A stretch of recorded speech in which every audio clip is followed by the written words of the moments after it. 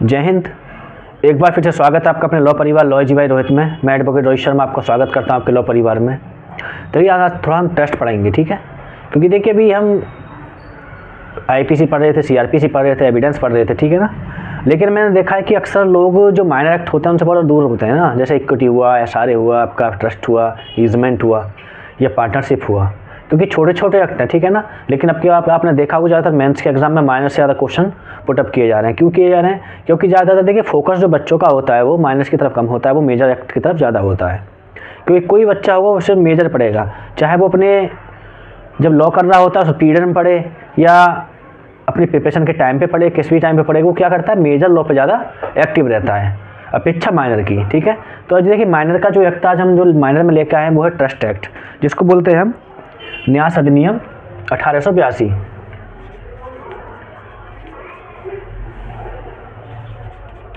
भारतीय न्यास अधिनियम 1882, ठीक है, यानी कि इंडियन ट्रस्ट एक्ट 1882 इसको हम बोलते हैं, ठीक है। तो देखिए हमारी पूरी यही कोशिश है कि 3 क्लास में ट्रस्ट को हम ख़त्म करें, ठीक है।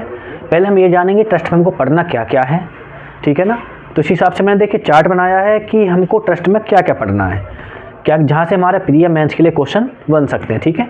जैसा कि आपको पता होगा, देखिए ट्रस्ट जो है, ट्रस्ट को हम स्टार्ट करने से पहले मैं आपको बता देना चाहता हूँ। देखिए आप दूर में एक जनरली बात जो आपको जाननी पड़ती है वो जरूर ये है कि देखिए कोई भी न्यास जब कोई भी अधिनियम जब बनता है तो उसके एक इन्फोर्समेंट की देखिए डेट होती है, नहीं उसके लागू होने की डेट होती है, ठीक है। तो इस एक्ट की भी जो डेट थी वो क्या थी, देखिए ये एक्ट 1 मार्च 1982 को लागू हुआ, ठीक है। इसकी एक्ट जो संख्या थी वो थी 2, ठीक है। यानी कि संपूर्ण भारत में इस एक्ट को संपूर्ण भारत में लागू कर दिया गया, ठीक है। संपूर्ण भारत देखिए 1882 आपको पता होगा, 1882 में हमारे देश पर जो शासन था वो अंग्रेजों का था, ठीक है। और अंग्रेज जो, अब इसको हम कैसे बोलेंगे, देखिए संपूर्ण भारत पहले बहुत बड़ा था। इसमें पाकिस्तान आपका और भी आपका बांग्लादेश सब कुछ इसमें ही आता था, ठीक है ना। लेकिन जहाँ जहाँ देखिए इसमें जब आप ट्रस्ट पढ़ने जाएंगे तो वहाँ लिखा हुआ है कि इस अधिनियम को पूरे ब्रिटिश भारत पर लागू कर दिया गया। जहाँ जहाँ ब्रिटिश यानी अंग्रेजी शासन था वहाँ पर इसको लागू किया गया, ठीक है। तो बिना कोई देरी किए हम इसको स्टार्ट करते हैं, ठीक है। सबसे पहले मैंने आपको बताया था कि क्या कि हमको ये जानना होगा कि हम ट्रस्ट में पढ़ना हमको क्या क्या है, ठीक है। देखिए जैसा कि आपको पता होगा ट्रस्ट जैसा अपने नाम से प्रतीत होता है, इसका नाम है न्यास, ठीक है, यानी कि न्यास अधिनियम। अब न्यास जो होता है देखिए 3 शब्दों के इर्द गिर्द घूमता है। 3 शब्द कौन कौन से हैं? एक तो न्यास करता हो गया, ठीक है, ऑथर ऑफ द ट्रस्ट बोलते हैं उसको। एक ट्रस्टी होगा जिसको हम न्यासी बोलते हैं। एक बेनिफिशियरी होगा जिसको हम हितग्राही बोलते हैं, ठीक है। यानी कि हम पहले इसमें न्यास पढ़ेंगे, फिर न्यास से देखिए 3 चीज़ें निकल के आती हैं। पहला क्या निकल के आता है? न्यास करता। दूसरा निकल के आता है आपका कौन? न्यासी, जिसको हम न्यासधारी बोलते हैं, ठीक है। इसको कुछ भी हम बोल सकते हैं, यानी ट्रस्टी। तीसरा होता है हितकारी, हितग्राही या हिताधिकारी जिसको हम बोलते हैं, ठीक है। ये 3 शब्दों के इर्द गिर्द ही आपका ये ट्रस्ट घूमता है, ठीक है। दूसरा हमको पहले इसमें न्यास पढ़ना होगा। न्यास के बाद हम इन चीज़ों को जानेंगे, ठीक है। 3 चीज़ होती क्या है, ठीक है। उसके बाद जानेंगे हम न्यासकर्ता के देखिए क्या क्या। उसके बाद हम जानेंगे न्यासधारी क्या होता है, न्यासधारी के क्या क्या कर्तव्य होते हैं, ठीक है। उसके क्या दायित्व हैं, ठीक है। क्या उसकी अयोग्यताएं हैं, निर्योग्यताएं हैं, ठीक है। ये 3 चीज़ हम इस चीज़ में जानेंगे, ठीक है। या जो आपका हितग्राही होता है उसके क्या अधिकार हैं या उसके क्या दायित्व हैं, ठीक है। देखिए जो न्यासधारी का जो कर्तव्य होता है वो हितग्राही का अधिकार होता है, ठीक है। दूसरा इसके बाद देखिए इसमें 2 चीज़ और जाननी पड़ती है हमको। क्या? ये समाप्त कब होता है, जिसको बोलते हैं न्यास का अवसान। न्यास का अवसान, ठीक है। न्यास का अवसान कैसे होता है, ठीक है। इसके बाद एक चीज़ पढ़ेंगे इसमें कि हम क्या, न्यासी की नियुक्ति कैसे होती है, अपॉइंटमेंट कैसे होता है, अपॉइंट वो, ठीक है। न्यासी की नियुक्ति, ठीक है। इसकी सिवाय एक चीज़ उसमें और बच जाती है, वो बच जाती है क्या, एक इसमें पढ़ाया जाता है आपको सामीप्य का सिद्धांत। जिसको हम बोलते हैं, देखिए इसको हम बोल सकते हैं या तदर्थ का सिद्धांत, जिसको हम बोलते हैं डॉक्ट्रिन ऑफ साइप्रस, ठीक है। यानी कि देखिए इतनी चीज़ हमको टेस्ट में पढ़नी ज़्यादा इंपॉर्टेंट है, क्योंकि हमारे इतनी हम चीज़ें पढ़ लेते हैं, हमारा टेस्ट उससे कंप्लीट हो जाता है, ठीक है। और हम इन सब चीज़ों को हम 3 क्लास में ख़त्म करेंगे, ठीक है। पहला क्या, न्यास। अब देखिए न्यास को पढ़ेंगे तो न्यास में बहुत चीज़ें आती हैं। न्यास कैसे होता है, न्यास होता क्या है, न्यास का सर्जन कैसे किया जाता है, कैसे बनाया जाता है न्यास, ठीक है ना। इसके क्या क्या इनेंशियल एलिमेंट्स होते हैं, ये सब कुछ हम इसमें जानेंगे, ठीक है। उसके बाद जानेंगे न्यास करता क्या होता है, इसके क्या कर्तव्य होते हैं, ठीक है ना। दूसरा, न्यास कितने प्रकार का होता है, ठीक है। तो एक एक करके हमारा देखिए आपका न्यास और न्यासकर्ता के बारे में हम जानेंगे, ठीक है। और उसके बाद हम फिर जानेंगे कौन न्यासी होता है, फिर हितग्राही कौन होता है चीज़, ठीक है।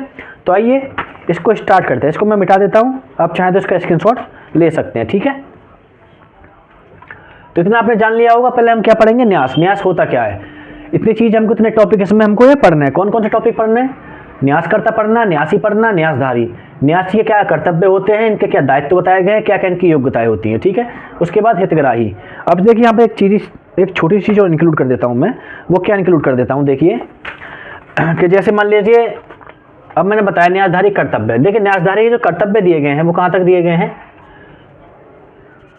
11 से 22 तक, यानी धारा 11 से 22 तक न्यास के कर्तव्य दिए गए हैं, ठीक है।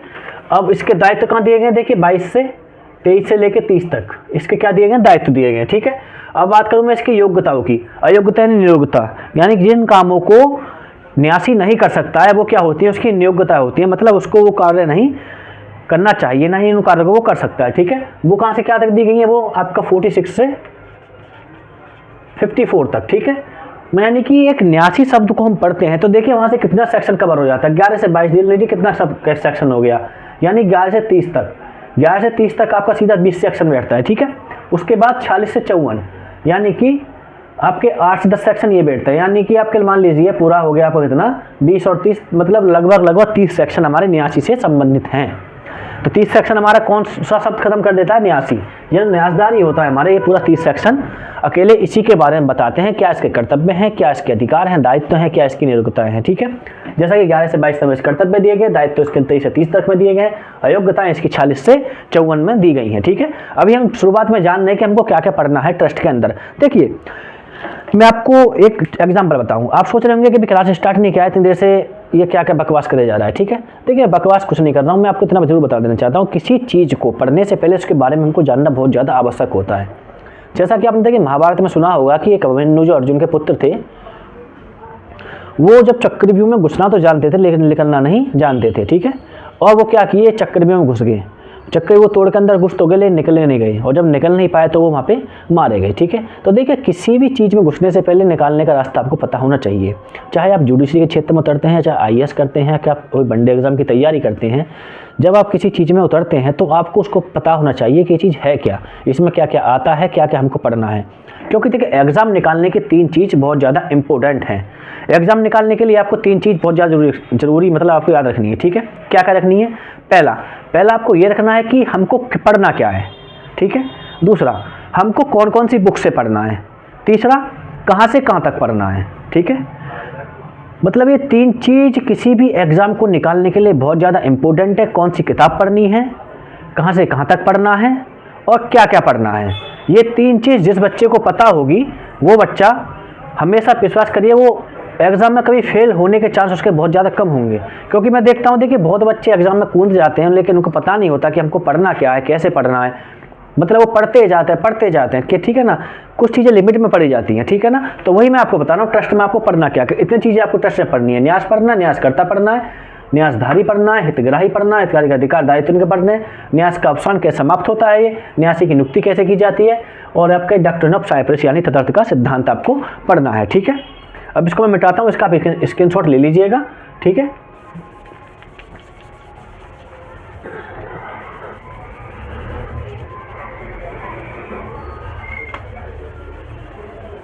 अब देखिए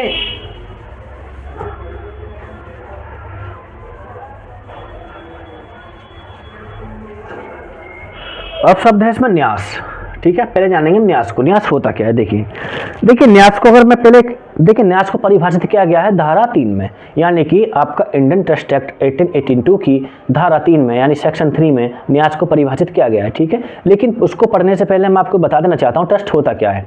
देखिए ट्रस्ट क्या होता है कि देखिए जैसे कोई संपत्ति है या कोई धन है, कुछ भी है, ठीक है, संपत्ति के अंतर्गत देखिए मैंने एक संपत्ति की वीडियो बनाई थी, संपत्ति आप पढ़ सकते हैं संपत्ति में क्या क्या आता है। ठीक है, अब मान लीजिए कोई संपत्ति है और कोई व्यक्ति संपत्ति को किसी लाभ के लिए देना चाहता है। ठीक है, चाहे तो किसी व्यक्ति के निजी लाभ के लिए देना चाहता है या उसको सार्वजनिक तौर पर, जिसको बोलते हैं खैरात के लिए देना चाहता है। ठीक है, तो वो क्या करेगा, उस अपनी संपत्ति को डोनेट करेगा। ठीक है, यानी दान करेगा, जिसको हम आम भाषा में दान बोलते हैं। ठीक है, लेकिन इस अधिनियम के अंदर उसको हम क्या बोलते हैं, न्यास बोलते हैं। ठीक है, तो उस संपत्ति को क्या करेगा, उस संपत्ति को किसी अन्य व्यक्ति को देगा और उससे बोलेगा कि भाई तुझको इस संपत्ति को ऐसे ऐसे खर्च करना है। ठीक है, कैसे, मान लीजिए मैं हूँ और मुझे कोई अस्पताल बनवाना है। ठीक है, तो मैं किसी दूसरे आदमी से कहता हूँ कि भाई ये पकड़ मेरी ज़मीन है, इतना पैसा है, तू एक काम कर अस्पताल बना। ठीक है, और उस अस्पताल की तू देखभाल कर और उस अस्पताल में जो भी लोग आएंगे उनका फ्री इलाज होगा। ठीक है, तो उस स्थिति में क्या होगा, देखिए मैं वहाँ न्यास करता हूँ। न्यास करता क्यों हूँगा, क्योंकि ज़मीन मेरी है, पैसा मेरा है, बनाया किसी और ने है, उसकी देखभाल कर रहा है, वो कौन होगा, न्यासी। न्यासी कौन होता है, वो ज़मीन की देखभाल करता है, उसको रखाता है। ठीक है, हितग्राही कौन हो गए, जो उसका प्रयोग करेंगे। प्रयोग कौन करेंगे, जो मरीज उसमें आएंगे। तो इस प्रकार न्यासी, न्यास करता और हितग्राही, ये 3 व्यक्ति होते हैं।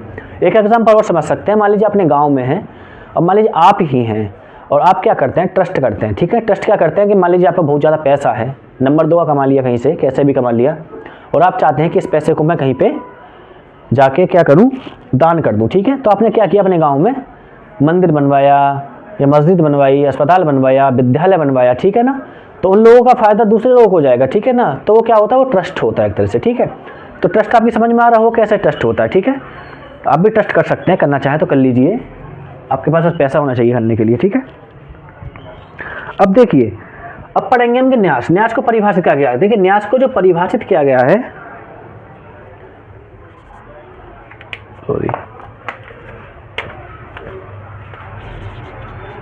धारा 3 में। ठीक है, यानी कि ट्रस्ट एक्ट की धारा 3 में न्यास को परिभाषित किया गया है। धारा 3 में न्यास को परिभाषित करते हुए क्या बोला गया, देखिए वो वहाँ बोला गया है कि ट्रस्ट होता क्या। देखिए वहाँ बोला गया कि न्यास एक बाध्यता है जो संपत्ति के स्वामित्व से उपाबद्ध होती है। ठीक है, और संपत्ति के स्वामी के द्वारा, मतलब क्या है, न्यास एक बाध्यता है जो संपत्ति के स्वामित्व से उपाबद्ध होती है। ठीक है, और वह उस विश्वास से उत्पन्न होती है जो संपत्ति के स्वामी द्वारा किसी अन्य व्यक्ति को दी जाती है। ठीक है, और उस अन्य व्यक्ति के द्वारा उसको स्वीकार किया जाता है। ठीक है, तो ये क्या हो गया, ये हो गया न्यास। कैसे, देखिए हमने क्या बोला, न्यास एक बाध्यता है जो संपत्ति के स्वामित्व से उपाबद्ध होती है। ठीक है, यानी कि न्यास एक बाध्यता है, संपत्ति का स्वामी कौन हो गया, न्यासकर्ता हो गया। उसकी उत्पत्ति उस विश्वास से होती है। किस विश्वास से होती है, जो विश्वास हम किसी अन्य व्यक्ति को देते हैं। ठीक है, अन्य व्यक्ति कौन हो गया, न्यासी हो गया। ठीक है, अन्य व्यक्ति को देते हैं और उस व्यक्ति के उसको द्वारा उसको स्वीकार किया जाता है, यानी उस व्यक्ति ने उसको स्वीकार कर लिया, वो न्यासी हो गया। ठीक है, और वह उस विश्वास को उस व्यक्ति के लिए या अन्य व्यक्तियों के लिए धारण करता है। तो वो कौन होगी, जिनके लिए धारण कर रहा है, वो हितग्राही होगी। तो इस प्रकार न्यास अधिनियम में धारा 3 में न्यास शब्द की परिभाषा दी गई है। ठीक है, अब न्यास की परिभाषा दी गई है, तो न्यास के देखिए इसके इनेंशियल एलिमेंट्स क्या होते हैं, देखिए यानी कि आवश्यक तत्व। ठीक है, तो देखिए इसके आवश्यक तत्व कौन कौन से होंगे, तो देखिए न्यास के जो आवश्यक तत्व हैं वो 4 बताए गए हैं। कौन कौन से, पहला है कि न्यासकर्ता होना चाहिए। ठीक है, दूसरा न्यासधारी होना चाहिए। ठीक है, तीसरा हितग्राही होना चाहिए। चौथा यानी कि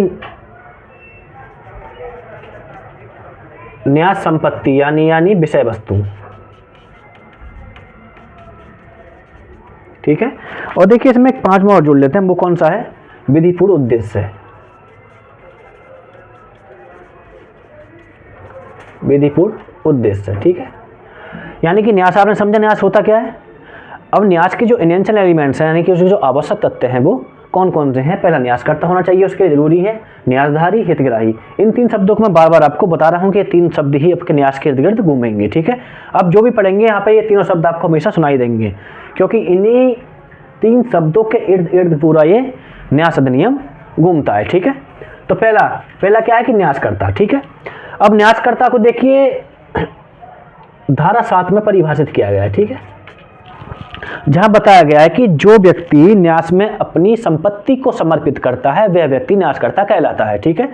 और जो व्यक्ति न्यास को अपनी संपत्ति समर्पित करता है उसको न्यास करने के लिए सक्षम होना चाहिए, ठीक है। सक्षम कैसे होना चाहिए, सक्षम के बारे में कहाँ बताया गया, सक्षम के बारे में भारतीय संविधान अधिनियम की धारा 11 में बताया गया है कि सक्षम व्यक्ति कौन होगा, ठीक है। तो न्यासकर्ता कौन होगा, जो अपनी संपत्ति को न्यास में देता है, ठीक है, यानी उसके लिए न्यासकर्ता होना चाहिए। दूसरा बताया गया कि न्यासधारी। न्यासधारी कौन होता है, जिसको संपत्ति दी जाती है, ठीक है।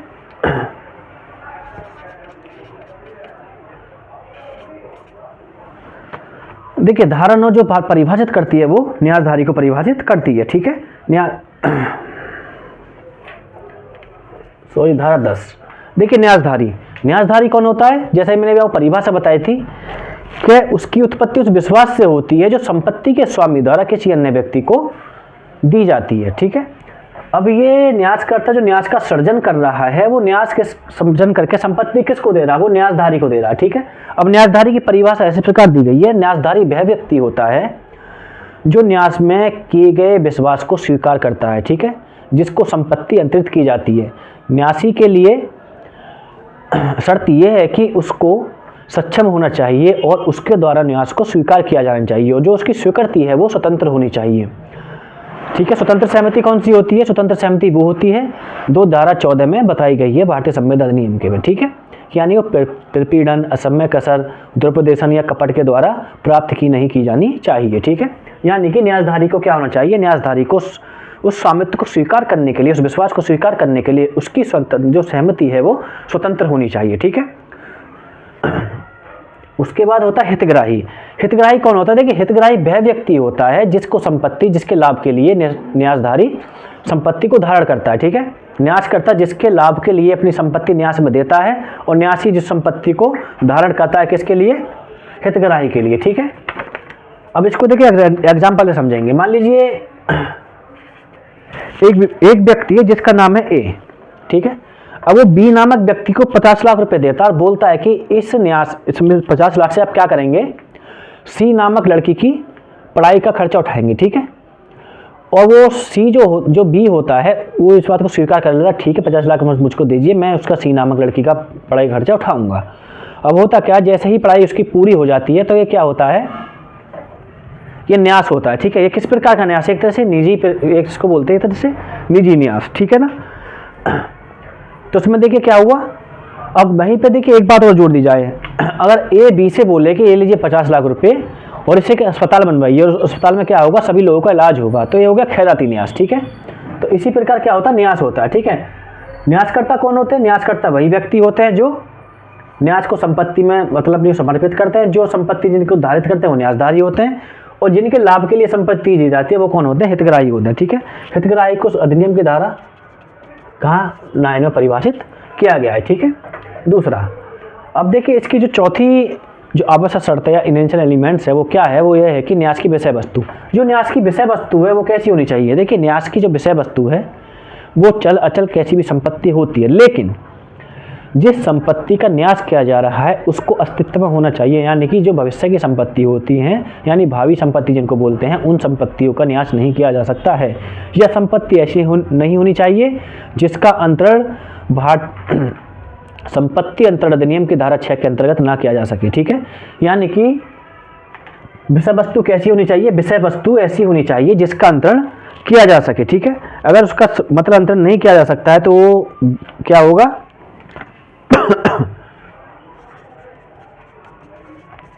वो मतलब क्या होगा, न्यास वो शून्य हो जाएगा, ठीक है, विधिपूर्ण उद्देश्य। न्यास देखिए विधिपूर्ण उद्देश्य के लिए ही किया जाना चाहिए, ठीक है। अगर न्यास विधिपूर्ण उद्देश्य के लिए नहीं किया जाता तो न्यास शून्य होगा। विधिपूर्ण उद्देश्य का मतलब वही है जो धारा 23 में, भारतीय संविधान अधिनियम की धारा 23 में बताया गया है, ठीक है। यानी कि लोक नीति के विरुद्ध नहीं होना चाहिए, कपट नहीं होना चाहिए, किसी विश्वास मतलब किसी को क्षति कारित करने के उद्देश्य से नहीं किया जाना है, ये वगैरह वगैरह जो भी बताए गए हैं आपके भारतीय संविधान अधिनियम की धारा 23 में। यानी कि न्यास जो होना चाहिए विधिपूर्ण उद्देश्य के लिए किया जाना चाहिए, ठीक है। अगर न्यास विधिपूर्ण उद्देश्य के लिए नहीं किया जाता है तो क्या होगा ऐसा न्यास क्या होगा, शून्य हो जाएगा, ठीक है। तो हमने एक चीज पढ़ी, क्या पढ़ी, न्यास, ठीक है। आपने पहले चार्ट पूरा बना लिया होगा, मैंने आपको चार्ट बताया था हमको क्या क्या पढ़ना है, ठीक है। पहला शब्द हम लोग क्या पढ़ रहे हैं, न्यास पढ़ रहे हैं, ठीक है। न्यास में आपने परिभाषा सीखी, परिभाषा के उसके बाद इनेंशियल एलिमेंट सीखे, ठीक है। दूसरा, अब देखिए एक बात आती है कि न्यास का सर्जन कैसे होता है, ठीक है।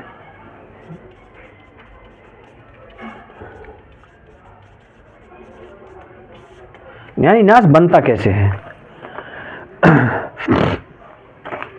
तो देखिए न्यास का सर्जन, तो देखिए धारा 4 से लेकर 10 तक में, ठीक है, बताया गया, क्या बताया गया है, धारा 4 से 10 तक में यह बताया गया है कि किसी वैध न्यास के सर्जन के लिए निम्नलिखित शर्तों की आवश्यकता होती है, ठीक है। कौन कौन सी की होती है, देखिए पहली क्या है, पहली ये देखिए जो न्यास का सर्जन किया जा रहा है वो विधिपूर्ण उद्देश्य से होना चाहिए, ठीक है। दूसरा, इसको करने के लिए सभी औपचारिकताएं पूरी होनी चाहिए, ठीक है, औपचारिकताएं, ठीक है। तीसरा, न्यास की विषय वस्तु यानी न्यास संपत्ति। चौथा, न्यासकर्ता, ठीक है। पांचवा, न्यासी। छठा, हितग्राही,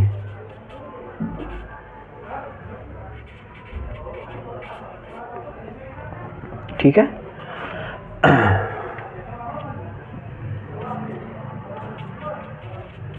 और चौथा, वैध न्यास का सर्जन, ठीक है।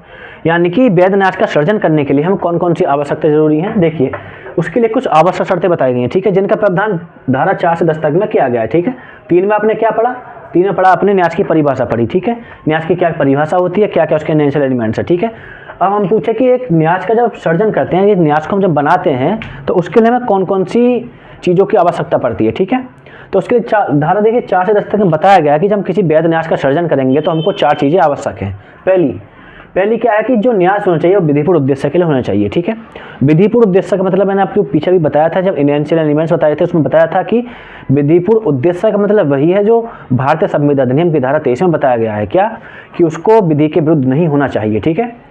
तो क्या होना चाहिए, उसको विधिपूर्ण उद्देश्य के लिए सृजित किया जाना चाहिए, ठीक है। ये कहाँ बताया गया है, धारा 4 में, ठीक है। दूसरा, जब न्यास का सर्जन किया जाता है, ठीक है, तो उसके लिए सभी औपचारिकताओं का पूरा किया जाना आवश्यक है। औपचारिकताएं कैसी होती हैं, देखिए औपचारिकताओं का मतलब है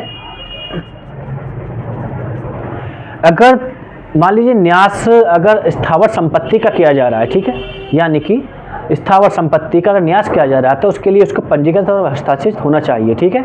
अगर न्यास चल संपत्ति का किया जा रहा है तो उसका देखिए उसको क्या करना, परिधान द्वारा भी कर सकते हैं और पंजीकृत द्वारा भी कर सकते हैं, ठीक है। यानी कि इसको क्या होना चाहिए, औपचारिकताएं पूरी होनी चाहिए। यानी कि देखिए अगर स्थावर संपत्ति है तो इसको पंजीकृत होना चाहिए, रजिस्टर्ड होना चाहिए और हस्ताक्षरित यानी सिग्नेचर इस पर होने चाहिए, ठीक है। अगर चल संपत्ति का किया जा रहा है तो पंजीकृत द्वारा भी कर सकते हैं और परिधान द्वारा भी, यानी कि बिना पंजीकृत द्वारा ऐसे ही उसको दान कर सकते हैं, ठीक है। तीसरा आती है विषय वस्तु। जैसा कि मैंने इनेंशियल एलिमेंट्स में भी आपको बताया था विषय वस्तु के बारे में, न्यास संपत्ति। न्यास संपत्ति देखिए कौन सी होती है, न्यास संपत्ति होती है वो संपत्ति जो न्यास में दी जाती है, वो न्यास संपत्ति हो जाती है, ठीक है।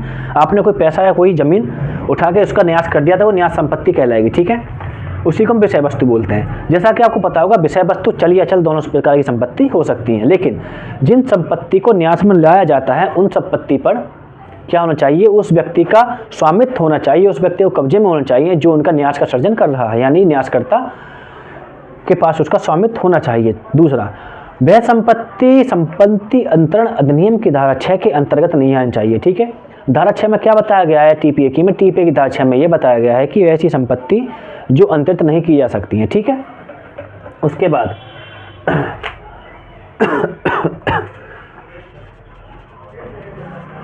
न्यासकर्ता, न्यासकर्ता के बारे में मैंने बताया था। न्यासकर्ता कौन होता है? न्यासकर्ता वही व्यक्ति होता है, आपको पिछले मैंने आपको बता ही दिया था, ठीक है ना। न्यासकर्ता को कहाँ परिभाषित किया गया? धारा 7 में, ठीक है। न्यासी को आपको मैंने बता ही दिया था, न्यासी कौन होता है? धारा 9 में। हितग्राही धारा 9 में हितग्राही, 10 में न्यासी, ठीक है। अब देखिए एक नया शब्द निकल के आया था, वैध न्यास का सर्जन, यानी कि धारा 6।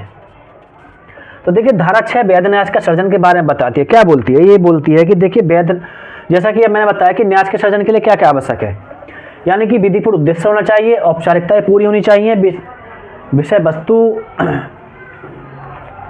होनी चाहिए, न्यासकर्ता और न्यासी हितग्राही ये सब होने चाहिए, ठीक है। एक इसका जो आवश्यकता है वो है वैध न्यास का सर्जन, यानी न्यास का सर्जन वैध होना चाहिए, ठीक है। कैसे? अब वैध न्यास के सर्जन में देखिए कुछ शर्तें जुड़ जाती हैं। देखिए जब आप न्यास पढ़ेंगे उसमें ऐसा होगा, जब आप कुछ अलग अलग सेक्शन पढ़ेंगे तो उसमें कुछ शर्तें ऐसी हैं जो कंबाइंड हैं, वो आपका एसेंशियल एलिमेंट्स में भी हैं, जब आप न्यास का सर्जन करते हैं वो उसमें भी आएंगी, ठीक है। अब इस देखिए हम अब न्यास का सर्जन करते समय, ठीक है, जब हम इनको पढ़ रहे हैं तो देखिए यहीं पे ये चीज़ नहीं आ जाएगी, मतलब यहाँ पे ये न्यू चीज़ आ जाएगी। क्या आ जाएगी? कि वैध न्यास का सर्जन। अब वैध न्यास का सर्जन देखिए दोनों ऐसे लगता है, ये भी न्यास का सर्जन या भी वैध न्यास का सर्जन, लेकिन जो धारा 6 है वो बताती है कि जब किसी वैध न्यास का सर्जन किया जाता है तो उसकी निम्नलिखित शर्तें होनी चाहिए। क्या होनी चाहिए? पहली होनी चाहिए उसके लिए क्या, कि जो न्यास करता है, ठीक है, शॉर्ट में लिख देता हूँ, ठीक है, उसको न्यास निर्मित करने का आशय होना चाहिए, ठीक है। यानी न्यास निर्मित करने का आशय होना चाहिए। किसका होना चाहिए? न्यासकर्ता का। जब तक उसका आशय नहीं होगा, जब तक वैध न्यास के सर्जन की आवश्यक शर्तें पूरी नहीं होंगी, ठीक है।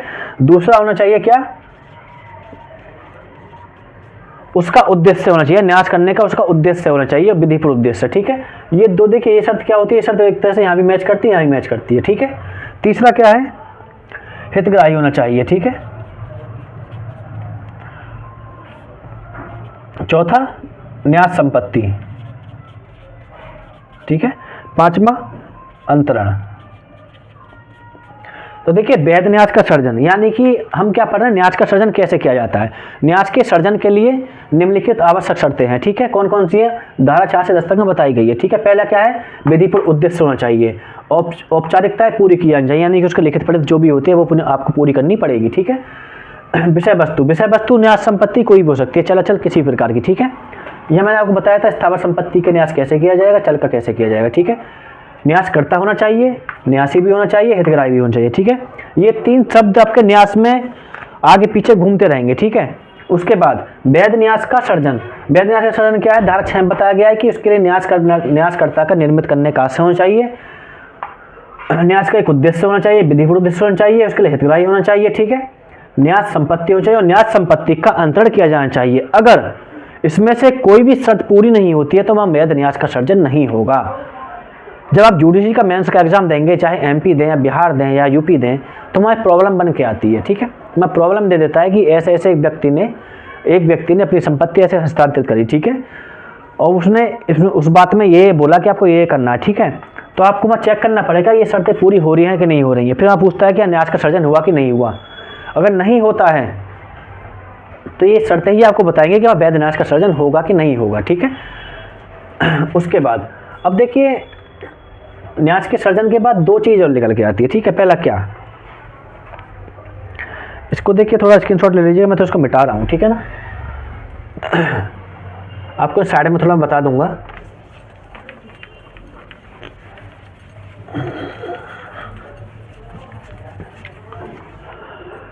कि देखिए हमने 3 चीज़ें पढ़ी, न्यास पढ़ा, न्यास के एसेंशियल एलिमेंट्स पढ़े, न्यास को बनाने के लिए क्या क्या शर्तें होती हैं वो पढ़ी, ठीक है। यानी धारा 3 से 10 तक हमने पढ़ लिया, फिनिश कर दिया अपने, ठीक है। उसके बाद जैसा कि मैंने आपको बताया कि इन क्लास को हम 3 क्लास में हमको पूरा टेस्ट को ख़त्म कर देंगे, ठीक है। अब देखिए न्यास के प्रकार की बात आती है।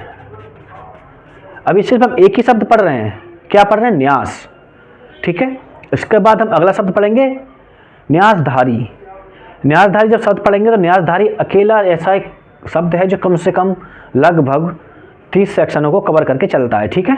उसके बाद पढ़ेंगे हितग्राही, तो वो भी लगभग अपने 15-16 सेक्शन अपना कवर करके चलेगा, ठीक है। इसी प्रकार हमारा ट्रस्ट खत्म होगा। उसके बाद क्या मैंने बताया था, डॉक्ट्रिन ऑफ साइप्रस पढ़ेंगे। उसके बाद न्यास का सब मतलब अवसान कैसे होता है, कैसे न्यास समाप्त होता है, इन चीज़ों को हम पढ़ेंगे, कैसे न्यास वापस लिया जाता है, ये सब चीज़ें, ठीक है। तो पहला क्या पढ़ेंगे, हम पहला न्यास शब्द पढ़ देते, ठीक है। धारा 3 में अपने न्यास पढ़ा, उसके इनेंशियल एलिमेंट्स पढ़े, न्यास की आवश्यक शर्तें पढ़ी कि न्यास का बनाने के लिए क्या क्या शर्तें हैं, ठीक है। अब देखिए न्यास शब्द को पढ़ रहे हैं फिलहाल हम अभी, ठीक है, इसके आगे हम नहीं बढ़ रहे हैं अभी। अब देखिए न्यास के संबंध में एक सवाल और बनता है, न्यास के प्रकार दिखाई दे रहा है, यहाँ पे दिखाई दे रहा है, हाँ जी दिखाई दे, हाँ ठीक है। पहला क्या पढ़ेंगे हम, न्यास के प्रकार, ठीक है। अब देखिए न्यास के प्रकार जब आप पढ़े, देखिए जब आप प्रकार पढ़ते हैं किसी सेक्शन में कुछ में, तो आपके क्या करते हैं, आप सीक्वेंस वाइज मतलब एक तरह से पढ़ते चले जाते हैं, ठीक है ना। 1 2 3 4 5 6 इतने प्रकार हो गए, ठीक है। लेकिन न्यास के प्रकार वो क्या है ना, एक तरीके से बांटा गया है, ठीक है, कि इस आधार पर उस आधार पर, ठीक है। तो देखिए न्यास के प्रकार को कौन कौन से आधार पर बांटा गया, देखिए पहला उद्देश्य के आधार पर, ठीक है।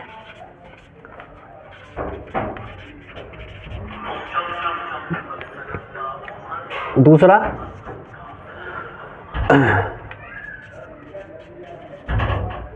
कर्तव्य की दृष्टि के आधार पर,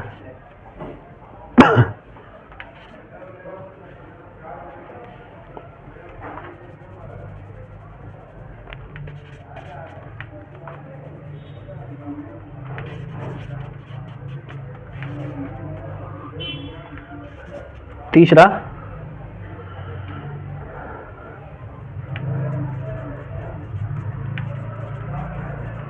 न्यास सृजन प्रतिफल के आधार पर, ठीक है। चौथा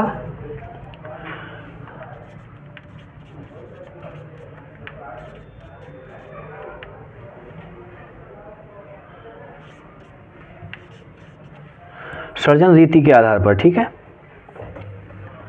और आपका जो पांचवा होता है वो होता है संयुक्त न्यास, ठीक है। यानी कि न्यास को कितने प्रकार से बांटा गया, देखिए न्यास को हम इस प्रकार डिवाइड कर सकते हैं, ठीक है। यानी कि न्यास के कितने प्रकार बताए गए हैं,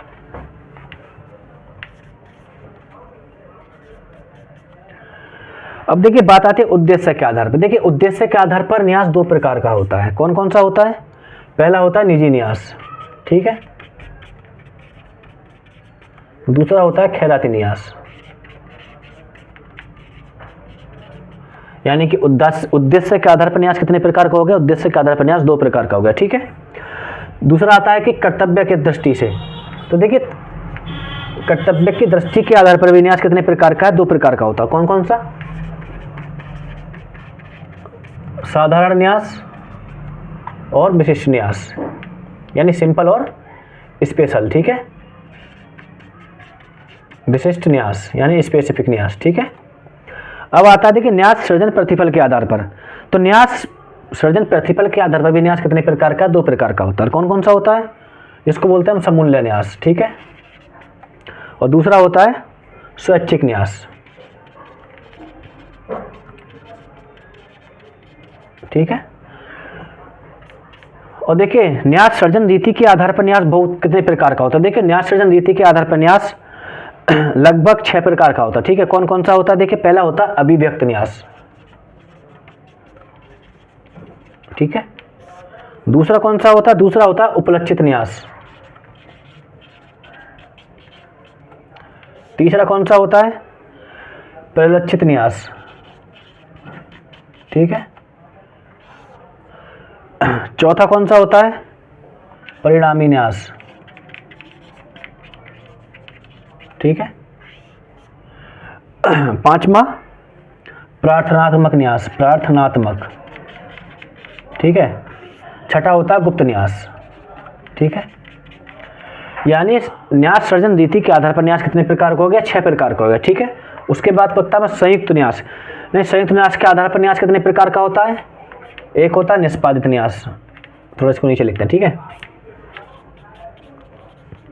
निष्पादित न्यास और निष्पाद्य न्यास,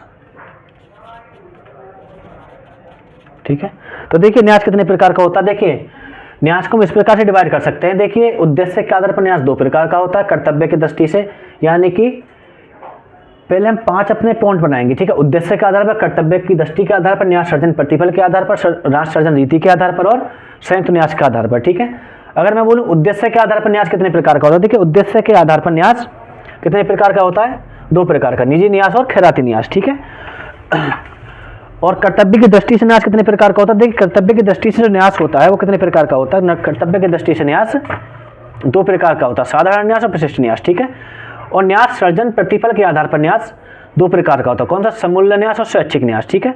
सर्जन रीति के आधार पर न्यास कितने प्रकार का, 6 प्रकार का, अभिव्यक्त न्यास, उपलक्षित न्यास, परिलक्षित न्यास, परिणामी न्यास, प्राथमिक न्यास और गुप्त न्यास और संयुक्त न्यास, ठीक है। संयुक्त न्यास कैसा होता है, निष्पादित और निष्पाद्य न्यास, ठीक है। तो टोटल कितने हो गए, 2, 4, 6, 12 और 14, यानी 14 न्यास ऐसे हैं जो इंपॉर्टेंट है, ठीक है। इसके अतिरिक्त और भी न्यास जो होते हैं, लेकिन हमारे लिए इतना ही बहुत ज़्यादा, मतलब इतने ही हमारे लिए इंपॉर्टेंट है, ठीक है।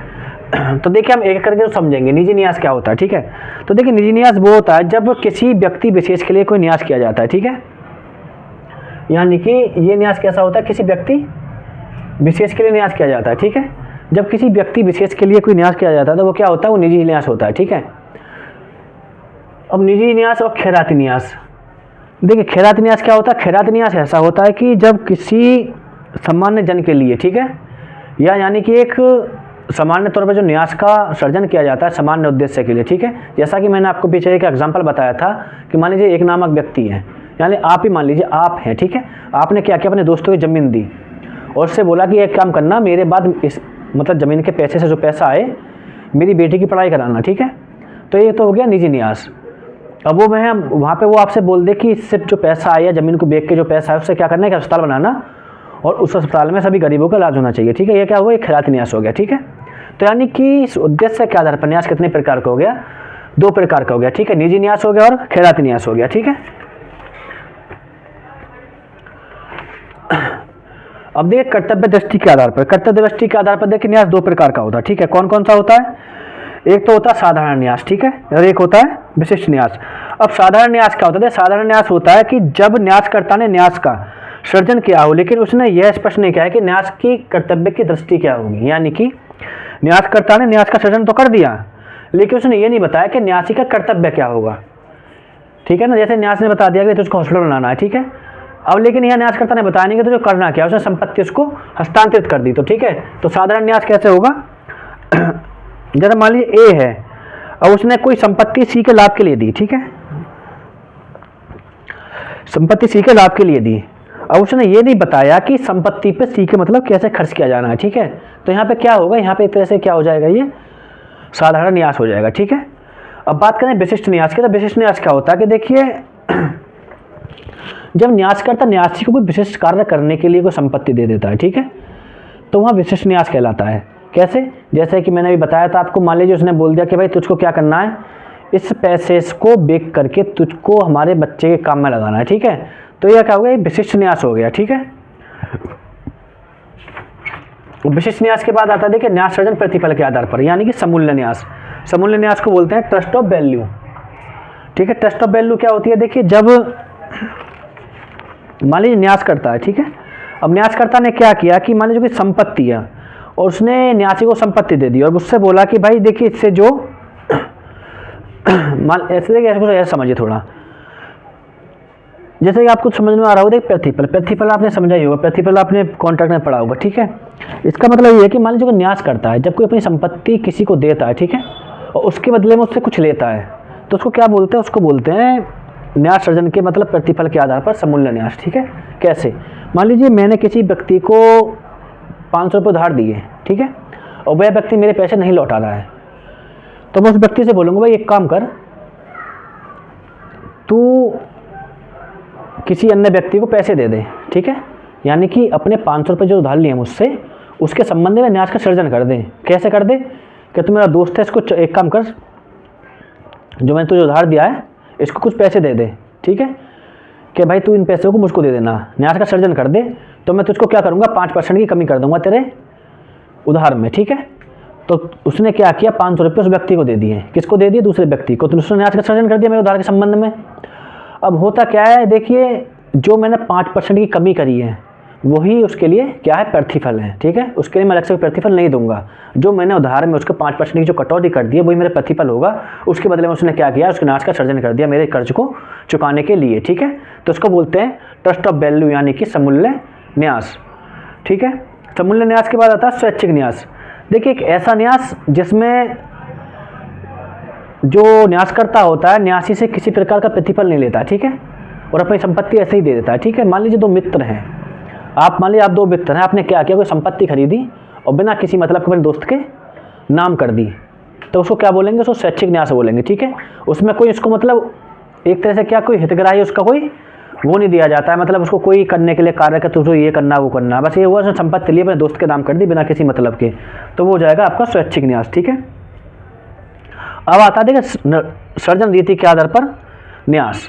तो देखिए पहले में जो है वो है अव्यक्तियार घोषित न्यास बोलते हैं इसको। ठीक है, तो ये क्या होता है, देखिए ये होता है ऐसे कि मान लीजिए कि मान ए है, ए ने अपनी कोई संपत्ति किसको दी, बी को दी। ठीक है, और उसको बोला कि भाई तू इस संपत्ति का जो उपयोग करेगा वो सी के ऋण चुकाने के लिए करेगा। ठीक है, यानी ए ने बी को संपत्ति दी और उससे बोला कि तू एक काम करना, सी के जो जो ऋण हो इनसे चुका देना। ठीक है, यानी उसने इस बात को क्या किया, घोषित कर दिया।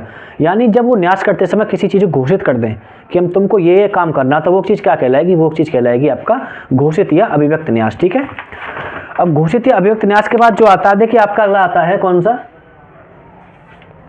उपलक्षित न्यास। उपलक्षित न्यास को देखिए उपधारित न्यास ही बोलते हैं, यानी कि इम्प्लाइड ट्रस्ट। इम्प्लाइड ट्रस्ट क्या होता है कि देखिए जैसे ए ने कोई संपत्ति खरीदी, ठीक है, और बिना प्रतिफल लिए उसको क्या किया, बी के पक्ष में अंतरित कर दिया, लेकिन ए ने स्पष्ट शब्दों द्वारा ये तो नहीं बताया कि मैं न्यास का सर्जन कर रहा हूँ। ठीक है, जैसे मान लीजिए मैंने आपको बताया था कैसे, कौन सा, एक समूल्य न्यास, एक स्वैच्छिक न्यास बताया था। ठीक है, तो उसमें तो यह था, तो उसने अपनी संपत्ति उसके मेरे दोस्त को अंतरित कर दी थी, तो मैं स्वैच्छिक न्यास मान लिया था। लेकिन यहाँ क्या है कि यहाँ पर थोड़ा अंतर आ जाता है उपलक्षित न्यास में। उपलक्षित न्यास में अंतर ये आ जाता है कि मान लीजिए मैंने कोई संपत्ति खरीदी, अपने दोस्त को दे दी, और अपने दोस्त को देते समय मैंने कोई शब्द नहीं बोले।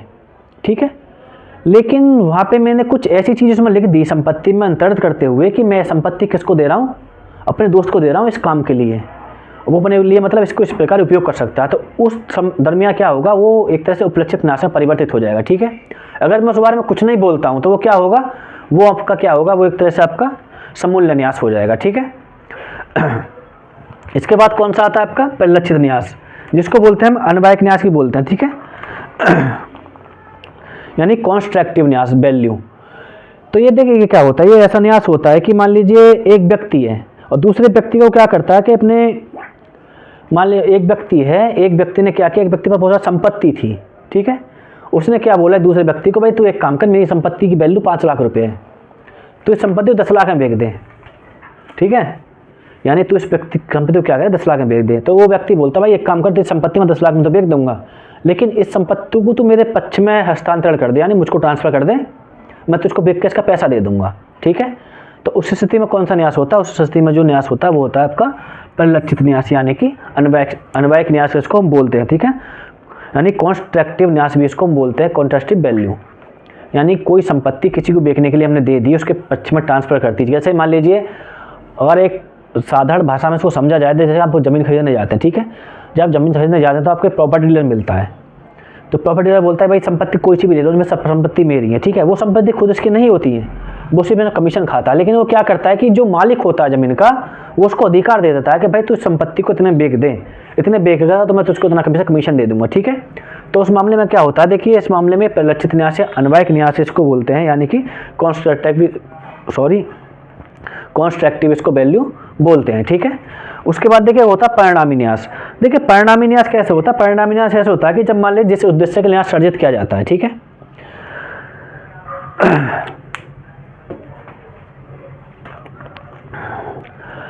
जैसे मान लीजिए आप हैं, परिणामी न्यास कैसे होता है, जैसे मान लीजिए आप हैं, आपने किसी उद्देश्य के लिए न्यास का सर्जन किया। ठीक है, कि भाई इस काम से एक काम करना, इससे मेरे बच्चों का ऋण चुकाना। ठीक है, आपने बोला ठीक है भाई मैं तेरे बच्चों का ऋण इस न्यास से चुकाऊंगा। अब न्यास का ऋण चुकाने के बाद कोई संपत्ति बच जाती है, अब उसमें ये नहीं बताया गया कि भाई अब इस संपत्ति का क्या होगा। अब वो संपत्ति जब वह न्यास करता या उसके जो उत्तराधिकारी हों उनके लिए वो सुरक्षित रखता है, तो वो तरह से क्या होता है, परिणामी न्यास होता है। कैसे, मान लीजिए मैंने आपने कोई न्यास किया, ठीक है, मैंने आपको संपत्ति दी और मैंने आपको संपत्ति दी और बोला कि भाई जो मेरे बच्चे हैं इनके ऋणों का भुगतान करना, इनकी पढ़ाई करवाना, कुछ भी कार्य करना, यानी उसका एक उद्देश्य मैंने उसमें बता दिया गया कि आपको कौन कौन से कार्य करने हैं, और आपने क्या किया, पूरे उद्देश्य पूर्ण कर दिए। उसके बावजूद क्या हुआ, पैसा थोड़ा बच गया, न्यास की संपत्ति बच गई। अब जो न्यास की संपत्ति बच जाएगी, न्यासी क्या करेगा, उस संपत्ति को या तो न्यासकर्ता के लिए या न्यासकर्ता के जो भी उत्तराधिकारी हैं उनके लिए उस संपत्ति को सुरक्षित रखेगा न्यास के रूप में, ठीक है। तो इस स्थिति में क्या होता है, इस स्थिति में एक परिणामी न्यास का मतलब सर्जन हो जाता है, ठीक है। इसको बोलते हैं रिजल्टिंग ट्रस्ट, ठीक है। इसके बाद आता है प्रार्थनात्मक न्यास। तो कि प्रार्थनात्मक न्यास क्या होता है कि जब मान लीजिए जब हम किसी व्यक्ति को कोई संपत्ति देते हैं, ठीक है, और संपत्ति देते समय क्या करते हैं कि उसको हम कुछ भी बताते नहीं हैं, यानी कि हम उसको कुछ भी बताते नहीं हैं। हमने मान लीजिए कोई एक संपत्ति खरीदी मान लीजिए मैंने कोई संपत्ति ली, ठीक है, संपत्ति की वसीयत कर दी आपके पक्ष में, और आपसे मैंने प्रार्थना करी कि भाई तू एक काम करना, इस संपत्ति में से थोड़ा संपत्ति ऐसे ऐसे खर्च कर देना, तो उस समय क्या होगा, प्राथमिक न्यास हो जाएगा। कैसे, इसको ऐसे समझ सकते हैं, मान लीजिए ए है, ए ने कोई संपत्ति दान में दी और वह कहता है कि वह आशा करेगा तुमसे कि तुम इसमें से कुछ संपत्ति गरीब लोगों को खाना खिलाने के लिए करोगे या बी के लाभ के लिए करोगे या इससे थोड़ा मंदिर बनवाओगे, तो वो क्या होगा, एक तरह से प्राथमिक न्यास हो जाएगा, ठीक है, यानी प्रार्थनात्मक न्यास हो जाएगा। कैसे, जब हम किसी संपत्ति को दान में देते हुए, वसीयत में देते हुए उसमें कोई प्रार्थना करते हैं, आशा करते हैं, उससे कोई उम्मीद करते हैं, तो वहाँ पे क्या होता है, वो प्रार्थनात्मक न्यास हो जाता है, ठीक है। एक होता है गुप्त न्यास तो देख गुप्त न्यास क्या होता है, मान लीजिए कोई व्यक्ति ने किसी व्यक्ति को संपत्ति दी, वसीयत करी, दान करी, ठीक है, और जब उस विलेख पत्र को देखने से हमें मालूम पड़ता है कि भाई यह संपत्ति को वसीयत या दान नहीं है, ठीक है, क्योंकि विलेख पत्र में कुछ ऐसी बात लिख दी गई है जिससे हमें मालूम पड़ रहा है कि यह न्यास है, तो ऐसे न्यास को क्या बोलते हैं, हम गुप्त न्यास बोलते हैं, ठीक है। यानी कि जब हम कोई संपत्ति को वसीयत में या दान में देते हैं तो हमें उस संपत्ति विलेख से कोई ऐसी सूचना मिल जाती है, ऐसा मालूम पड़ जाता है जिसे देखने से हमें प्रतीत होता है कि ये संपत्ति वसीयत या दान नहीं था, ये न्यास था, तो उसको बोलते हैं हम गुप्त न्यास, ठीक है। उसके बाद आता है कि संयुक्त न्यास के आधार पर न्यास कितने प्रकार का होता है, दो प्रकार का होता है, पहला निष्पादित न्यास और दूसरा निष्पाद्य न्यास। निष्पादित और निष्पाद्य दो आप शब्द समझते हैं, तो इन शब्द से आप समझ देते हैं तो मतलब ये दोनों शब्द होते क्या हैं, यानी निष्पादित और निष्पाद्य दोनों शब्द अपने पढ़े होंगे, ठीक है, यानी कि एग्जीक्यूटेड ट्रस्ट, ठीक है, और एक होता है एग्जीक्यूटिव ट्रस्ट। अब दोनों में अंतर क्या है, देखिए, निष्पादित न्यास, निष्पाद शब्द आपने समझा होगा, निष्पाद शब्द क्या होता है, जब किसी चीज़ का मतलब पूरा कर दिया जाता है, जिसके उद्देश्य हो या कुछ भी हो, जब उसको पूरा कर दिया जाता है तो उसको क्या बोलते हैं हम, वो बोलते हैं कि उसकी चीज़ का निष्पाद हो गया, मतलब उसकी चीज़ का हमने जो भी करना था वो संपूर्ण हो चुका है, ठीक है। जब कोई व्यक्ति न्यास करता, जब न्यासी को न्यास विलेख में बताया जाता है कि तुमको ये कार्य ऐसे ऐसे करना है, ठीक है, न्यासी उसी के अनुसार जो न्यास करता है उसको बताया था उसी के अनुसार उन कार्य को करता है, तो वो क्या होता है, निष्पादित न्यास होता है, ठीक है। इसमें न्यासी को कोई अलग से कार्य नहीं करना पड़ता है, वो न्यासकर्ता के द्वारा बताए गए कार्य को ही करता है जो उसने न्यास विलेख में लिख दिए थे, ठीक है। अब बात आती है कि निष्पाद्य न्यास कैसा होता है, तो इसमें देखिए न्यासी को अलग से कार्य करने पड़ते हैं, ठीक है। ऐसे मान लीजिए मैंने कोई संपत्ति अपनी ट्रस्ट में दी और बोला कि जैसे जैसे मेरा वकील सलाह आपको देगा भविष्य में ऐसे ऐसे संपत्ति बे की जाएगी, ठीक है। तो जो न्यासी कार्य करेगा वो क्या करेगा, वकील की सलाह पे कार्य करेगा, ठीक है। तो यानी न्यासी को यहाँ पे बहुत सारे कार्य करना है, वकील से सलाह लेनी है, उसके बाद संपत्ति बेचनी है, उसके बाद जितने बेनिफिशियरी जितने हितग्राही उनके मतलब उसमें लगाना है कार्य में, ठीक है। तो इस प्रकार से क्या होगा, निष्पाद्य न्यास होगा, ठीक है। देखिए जो ये न्यास है ना, इसमें अंतर अक्सर पूछा जाता है, निष्पाद्य और न निष्पाद्य न्यास में क्या अंतर है, ठीक है। यानी कि जहाँ जो ट्रस्टी को कोई कार्य नहीं करना होता उसको सिर्फ न्यास विलेख के आधार पर सभी कार्य करने होते हैं, वो निष्पादित न्यास होता है, ठीक है। जहाँ निष्पादित न्यास का होता है, जहाँ ट्रस्टी को कुछ कार्य करने होते हैं भविष्य में, उसको बोलते हैं निष्पादित न्यास, ठीक है। तो देखिए आज हमने ट्रस्ट में सिर्फ एक चीज़ पढ़ी है, क्या पढ़ी है, सिर्फ न्यास शब्द। मैंने बताया था कि ये चीज़ तीन चीज़ों के इर्द गिर्द घूमेगी, कौन सा, न्यास, न्यासकर्ता, दूसरा न्यासी यानी कि न्यासधारी, तीसरा हितग्राही, ठीक है। ये पूरा ट्रस्ट इन तीन लोगों के इर्द गिर्द घूमता है, ठीक है। लेकिन आज अपने न्यास पढ़ लिया, ठीक है। न्यास अकेला कितनी धारा को कंप्लीट करता है, देखिए धारा 3 को कंप्लीट करता है, जहाँ बताया न्यास क्या होता है, उसके इनिशियल एलिमेंट्स आपने पढ़े, ठीक है। दूसरा न्यास बनता कैसे है, न्यास का सृजन कैसे किया जाता है, उसके लिए क्या क्या आवश्यक शर्तें हैं, क्या क्या उसके लिए नेसेसरी शर्तें हैं, ठीक है। कौन कौन सी हैं? वो 4 से 10 तक बताया गया, ठीक है। 4 से 10 तक आपने समझ लिया, यानी 10 तक हमने यहाँ से पढ़ लिया पूरा, ठीक है। तो हमने क्या पढ़ा? न्यास पढ़ा पूरा। दूसरा, इसमें सबसे बड़ा क्या बताया जाता है कि न्यास के प्रकार हैं, जो सबसे ज़्यादा इंपॉर्टेंट, इसमें से कोई से भी या तो सब देखिए पूरा मैथ में 20 नंबर का क्वेश्चन पूछ लेगा, सारे प्रकार पूछ लेगा, ठीक है। या किसी के साथ भी आपको न्यासकर्ता की परिभाषा बताइए और न्यास के 2 प्रकार बताइए, कोई से ही पूछ लेगा, ठीक है।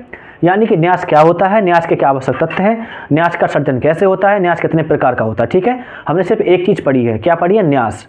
अगले बार जो पढ़ेंगे बोलेंगे हम न्यासी। न्यासकर्ता हमने पढ़ लिया, न्यासकर्ता क्या होता है, ठीक है। न्यासकर्ता का बस इतना ही काम है कि इसको सक्षम होना चाहिए, संपत्ति इसकी होनी चाहिए और संपत्ति अंतरण के योग्य होनी चाहिए, यानी धारा 6 के अंतर्गत TPA के नहीं आनी चाहिए, ठीक है।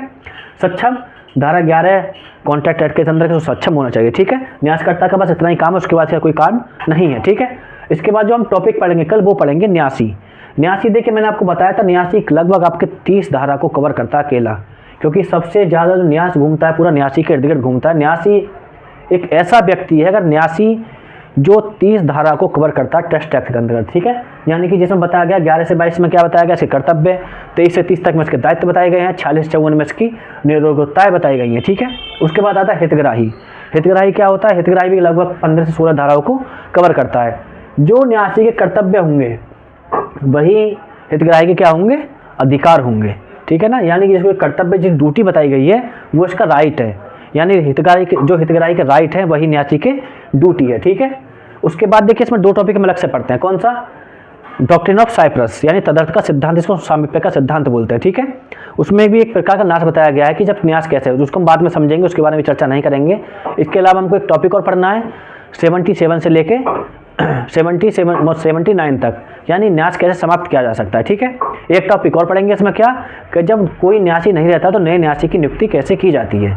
इतने टॉपिक हमको उसको पढ़ना है, इसके सिवा कोई टॉपिक नहीं पढ़ना है।